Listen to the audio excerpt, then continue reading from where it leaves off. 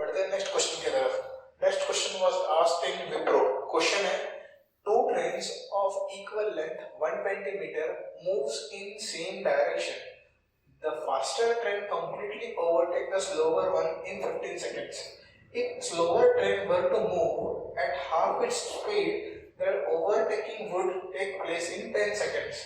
At what speeds are the two trains moving? Question clear है। Question में ये बोला है कि दो ट्रेन से सेम डायरेक्शन मूव कर रही है, दोनों ट्रेन का लेंथ सेम है, ठीक। एक ट्रेन थोड़ा स्लो मूव कर रही, दूसरी ट्रेन एकदम फास्ट मूव कर रही। क्वेश्चन में दो अलग अलग क्वेश्चन फ्रेम किए। अगर दोनों का ट्रेन सेम डायरेक्शन में जा रही है, फास्टर ट्रेन ने 10 सेकंड में पूरा ओवरटेक कर लिया, पहला पॉइंट, वो भी कितने सेकंड में? 15 सेकंड में।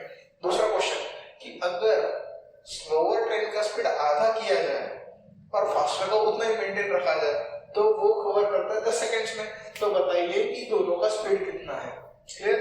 अभी क्वेश्चन को सॉल्व बड़ा आसान तरीके से किया जा सकता है। यहाँ पे एक डायग्राम मैंने बनाया है, ओवरटेकिंग का मतलब समझते हैं। यहाँ पे देखिए, ये एक स्लोअर ट्रेन है और एक ये फास्टर ट्रेन है। यहाँ पे जो दो बॉक्सेस दिख रहे हैं, ये बॉक्सेस इंडिकेट कर रहे हैं इंजन को। अब देखिए, जब फास्टर ट्रेन इसको ओवरटेक करना स्टार्ट करेगी तो उसको टोटल कितना डिस्टेंस ट्रैवल करना होगा वो समझना है, ठीक। यहाँ पे अगर देखोगे, ये इस ट्रेन का, स्लोअर ट्रेन का स्टार्टिंग पॉइंट है या एंड पॉइंट है। इस एंड पॉइंट से लेकर यहाँ तक, इस ट्रेन का ये पॉइंट से लेकर ये तक पूरा ट्रैवल जब तक होता नहीं, ओवरटेक होगा नहीं। कहने का मतलब, जब ये ट्रेन इसको ओवरटेक करना स्टार्ट करेगी तो सबसे पहले ये पॉइंट यहाँ पे आएगा, फिर ये धीरे धीरे आगे आगे मूव होते होते ये वाला पॉइंट यहाँ तक आ जाएगा। जब ये वाला पॉइंट यहाँ पहुंच जाएगा तो ये ट्रेन ने टोटल कितना डिस्टेंस ट्रैवल किया, वो इंपॉर्टेंट चीज समझ लीजिए। तो यहाँ पे टोटल डिस्टेंस कितना हो जाएगा? पहले तो इस ट्रेन को टोटल इतना ट्रैवल करना पड़ेगा, मतलब पर्टिकुलरली ये पॉइंट यहाँ से लेकर यहाँ तक के जब तक के आएगा, कितना डिस्टेंस ट्रैवल किया? 120 मीटर। पर ओवरटेक हुआ नहीं है, वो दोनों एक ही लाइन में आई है। तब जब ये पॉइंट यहाँ पे पहुंच जाएगा तब कितना डिस्टेंस ट्रैवल किया? Again 120 metres, that is.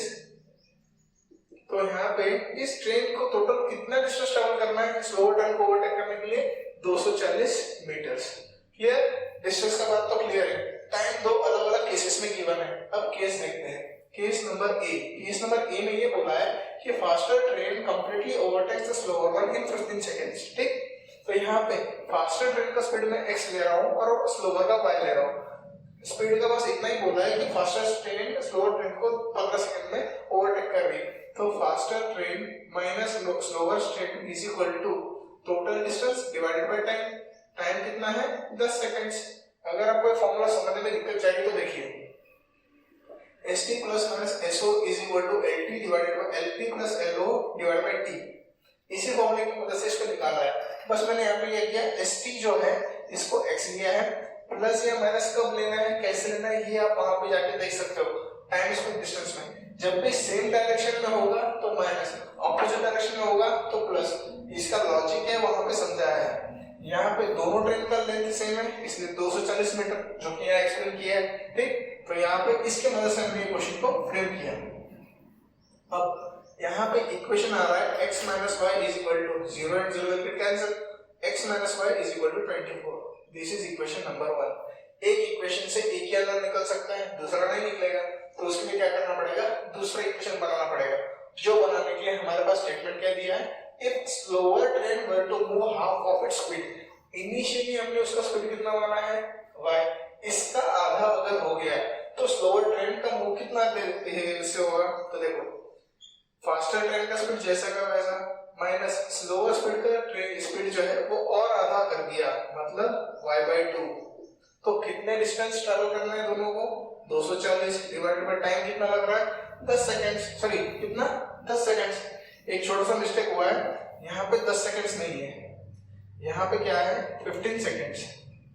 तो 240 डिवाइडेड बाय 15 कितना होता है? 15 अंदर 50, 15 अंदर 50, बचा कितना?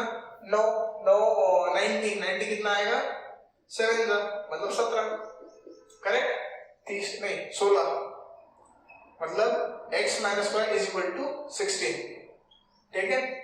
अब बात आती है दूसरे इक्वेशन की। दूसरे इक्वेशन को फ्रेम कैसे किया समझ में आ गया?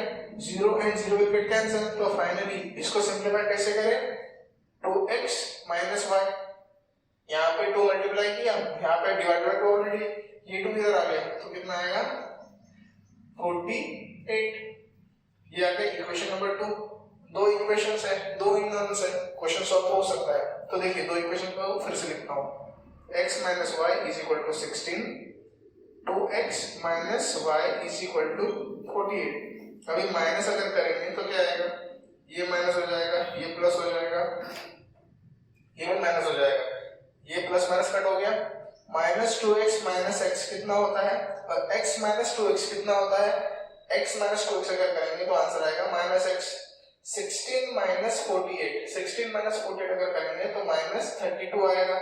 माइनस एंड माइनस कैंसिल, मतलब faster train is moving at a speed of 32 kilometre per hour. बात x की हो गई, y की वैल्यू कितनी आएगी, y इज इक्वल टू, दोनों में से किसी भी इक्वेशन में डाल दो तुम्हारा आंसर आ जाएगा। अगर मैंने इक्वेशन नंबर 1 में पुट किया x की value 32, 32 minus y is equal to 16, minus y इधर आ जाएगा, 16 इधर आ जाएगा, तो फाइनली y का वैल्यू कितना आया 16 किलोमीटर पर आवर। तो ये था इस क्वेश्चन का सॉल्यूशन। लग रहा है बड़ा, पर अगर सॉल्यूशन ठीक से सॉल्व करोगे 2 मिनट में सॉल्व हो जाएगा।